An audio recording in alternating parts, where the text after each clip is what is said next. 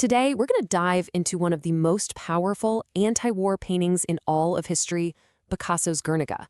I mean, this thing is a massive, chaotic, and totally unforgettable statement that has just screamed across the decades. And we're going to unpack exactly why. You know, the first thing that really hits you when you see Guernica is what isn't there. There's no color, none. It's this stark, brutal world of just black, white, and gray. And it's enormous. We're talking over 25 feet wide. So it doesn't just hang on a wall, it literally engulfs you in this storm of fragmented bodies, screaming faces, and pure unfiltered turmoil. So that's really our central question here. How did this one canvas, something painted in this furious burst of anger and grief, become such a universal symbol of human suffering that it still hits us so hard today?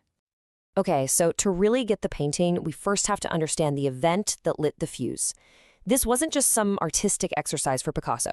It was a direct, visceral response to a horrific act of war. Now, what's really wild here is the speed of it all. So, in the 1930s, Europe was a total powder keg. Then, on April 26, 1937, Nazi bombers, helping out Franco's forces, just carpet-bombed the civilian town of Guernica.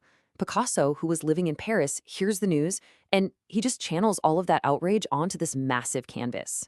Get this, he completed it in just over a month for its debut at the World's Fair. Incredible.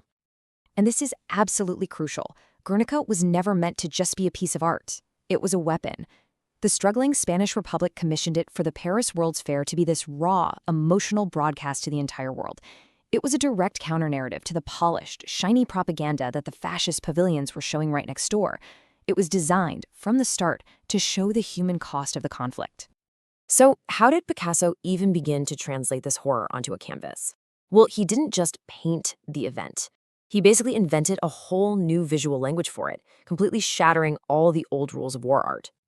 Just think about traditional war paintings for a second. They often glorify heroes, right? They show noble soldiers in these rich, realistic colors.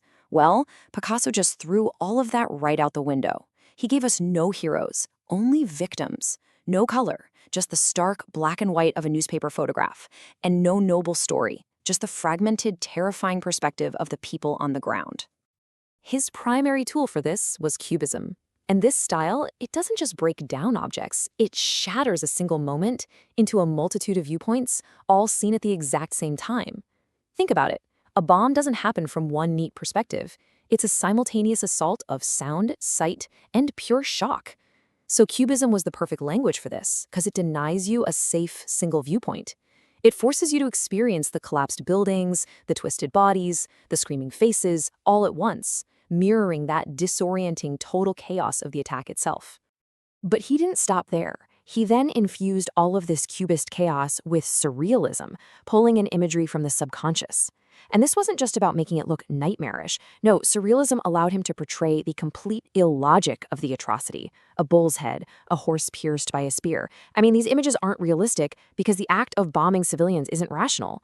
By tapping into the language of dreams, Picasso is basically suggesting the event itself was so horrific it literally broke reality, leaving only psychological terror behind. Okay, so Picasso's created this chaotic stage. Now let's look a little closer at the actors he placed on it. Every single figure is a symbol, a piece of a new vocabulary he invented for pain. Over on the left, you've got the bull. It's a huge symbol in Spanish culture, but here it represents a kind of brutal, dark force. Then in the center, there's a screaming horse that just embodies the pain of the people, innocent and suffering. The mother clutching her dead child, well, that's a timeless, gut-wrenching image of the ultimate human cost of war. And hovering above it all, that jagged shape.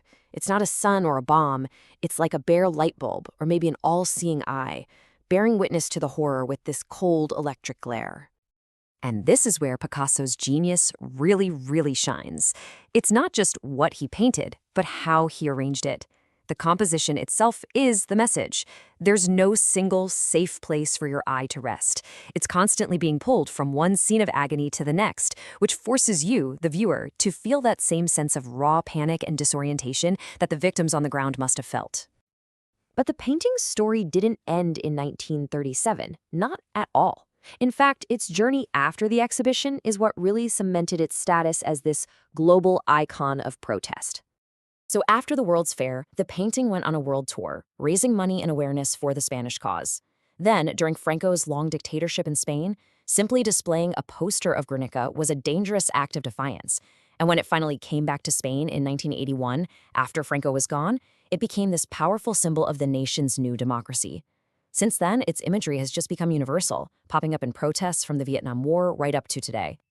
Yeah, the painting's influence is just immense. It directly inspired artists and entire movements like abstract expressionism. But, more importantly, its core message is constantly being reborn.